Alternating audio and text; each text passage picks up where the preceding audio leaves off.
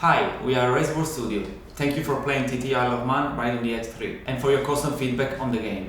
Today we'll reply to some of your questions.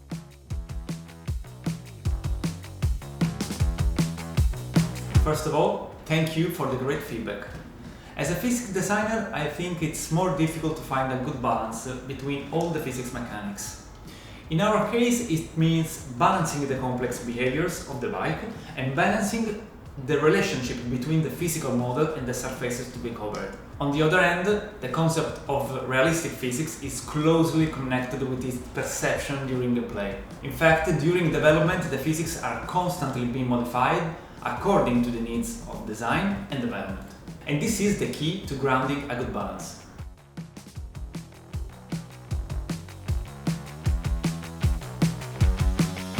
Unfortunately, none of these features are planned for TT3. However, we take high consideration of your feedback and everything we post on our social media and Discord channel, and we will take that into consideration for our next installment. We are working on a time trial mode, which will be available within the custom event. That has been asked a lot, and we hope you will enjoy it. We know many of you asked for Super Twins and sidecars. We would have liked to include them, but we prefer to invest the effort in current content and offer the highest possible quality. Now, VR support, speaking on publisher's side, that's a very complicated topic because it's a very expensive feature for very few players, and it's also complicated to develop. Developing VR for bike racing games where the sensation of riding is strongly connected to the movements of the rider body requires a very big effort compared to other genres. Our focus and resources for this game had to go to other aspects that had a higher priority.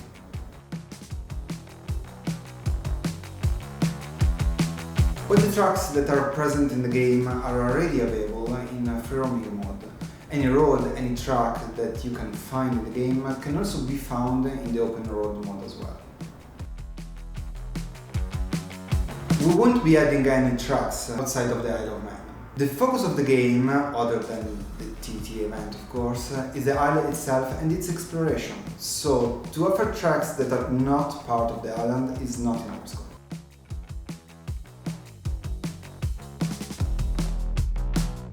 The bikes we have in the game do not have front lights, since they are not permitted by the official rules.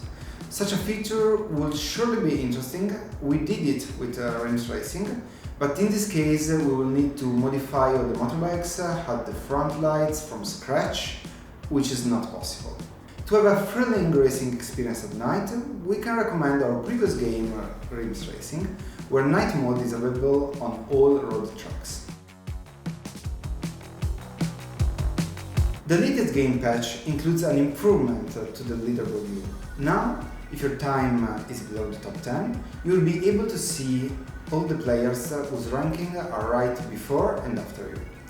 This should help all players to have a better understanding of where they're at, who they've just beaten, and who's the next player to take along to advance in the leaderboard. As of now, we haven't planned any further changes to the behavior of opponents. We have trained them in order to get the best possible outcome in the engine, focusing on the solidity of their behavior and their performance in the simulation of lap times. Everything was balanced to have a fun gameplay. If you can beat the AI riders easily on tracks and sections, congrats on behalf of the whole team. It would be fun to race together sometime.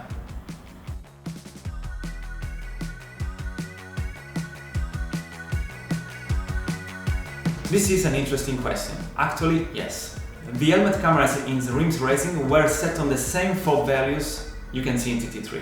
The biggest difference between the two games is that in TT3 we were able to work on a more specific tuning for each bike in order to offer the best visibility on each model, while maintaining the helmet position as realistic as possible in relation to the bike.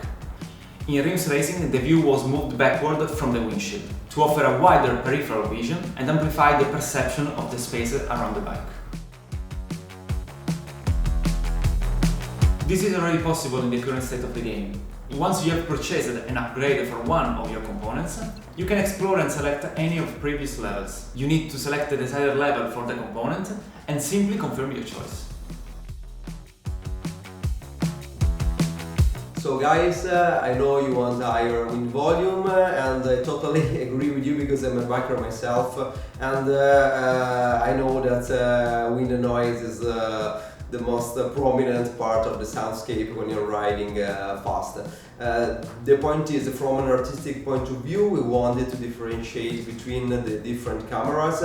So we have higher wind volume in front view, in helmet view, in cockpit view, and on the other side we have less wind, obviously, in third person view, both near and far. The point is, there are a lot of players, and we also received in the earlier stages some complaints because wind volume was too high, and some people like high wind volume, some people maybe do not like it so much. So the best thing for us was to provide you with an average level of wind volume that you can tune in the audio options, and so I guess that you can find your perfect balance within all the sound simply by tuning and adjusting the audio options.